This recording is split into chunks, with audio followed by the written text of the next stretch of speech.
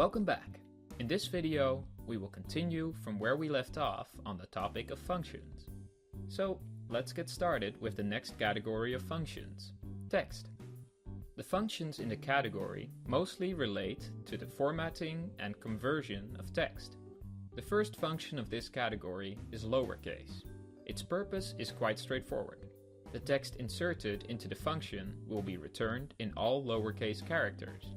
Similarly, you have the function uppercase, which converts the inserted text to characters that are all uppercase.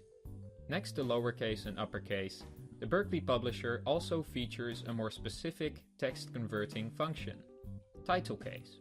This function, which capitalizes all the starting letters of every word you insert into the function, is especially helpful when dealing with the names of employees, companies, or cities. Before going on to the more complex functions of the text category, we have one more commonly used function that is very simple. Trim simply deletes the leftover space from either side of the inserted text. Now, let's check out a more extensive function for text. Replace string is a function that is designed for replacing a part of the text given in the input. Let's head to the publisher to see how it works. The syntax of the replace string function includes three parts: the inserted text, the text you want to delete, and the text you want to replace it with. For the first part of the function, you can select the text you want to change. Secondly, you type the word or words you want replaced in this text into the value box. And finally, you write what you want this text replaced with in the last value box. As you can see, the word you wanted to replace in the text has now been replaced. The final commonly used function of text for this tutorial is one that is currently under construction: in words. With this function, you can translate a number into written text, presented in a language of your preference. Currently, the only supported language is Dutch, but Berkeley Bridge is working on expanding this number of languages.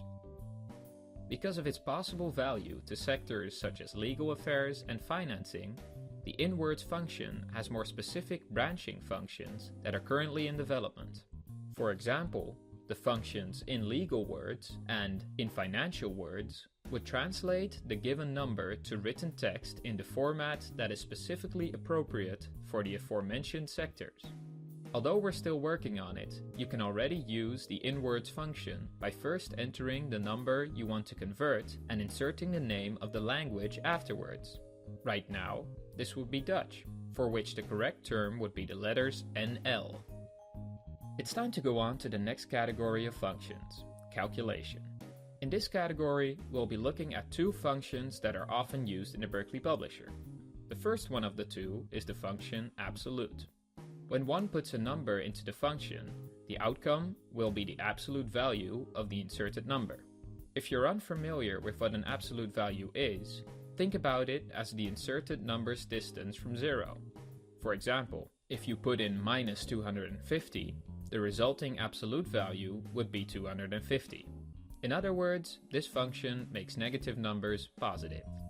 The second function is expected value. As you can see, its syntax includes three parts: an amount, a percentage, and a number of years. Suppose that you want to calculate how much money you would make if you were to put it in a savings account with an interest rate of 3.5%. You put a sum of 22,000 euros into the account and will keep it there for 5 years. The function expected value calculates the amount that your savings have increased to, which is, in the case of this example, about 26,000 euros. So, you have earned about 4,000 euros over 5 years. And those are the two main functions for the calculation category. Let's move on to the last category, which contains those that do not fit into the first three. These functions might be more difficult to categorize, but are not any less important than the others. We'll go over the following functions in order of their difficulty, starting with the easiest one: round. This function rounds off a number to the requested precision in terms of decimals.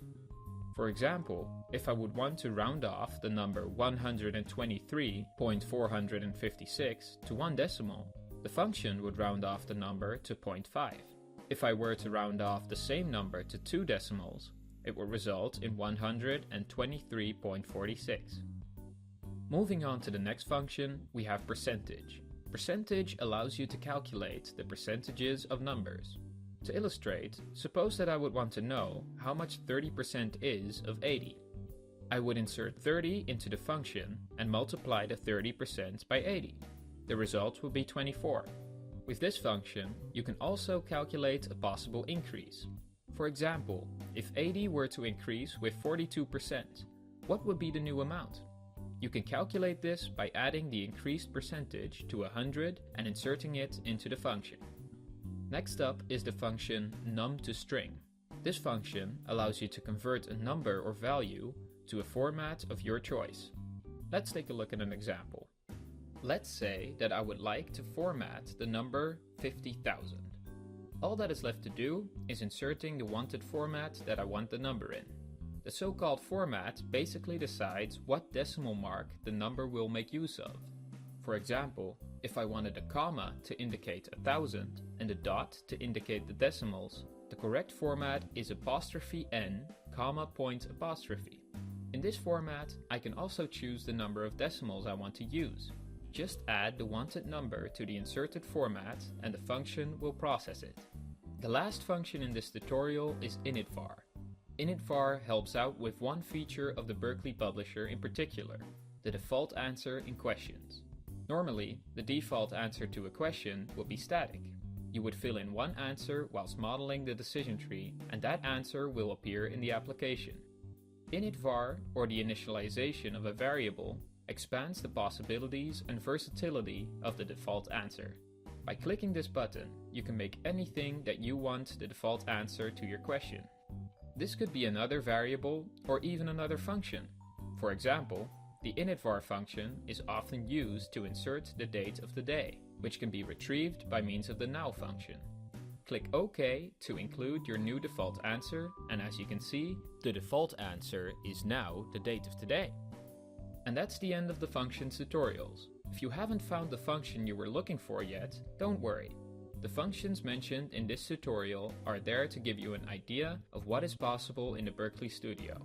In the info below this video, you will not only find a link to a page with a list of all the functions available in the studio, but you will also find our contact information.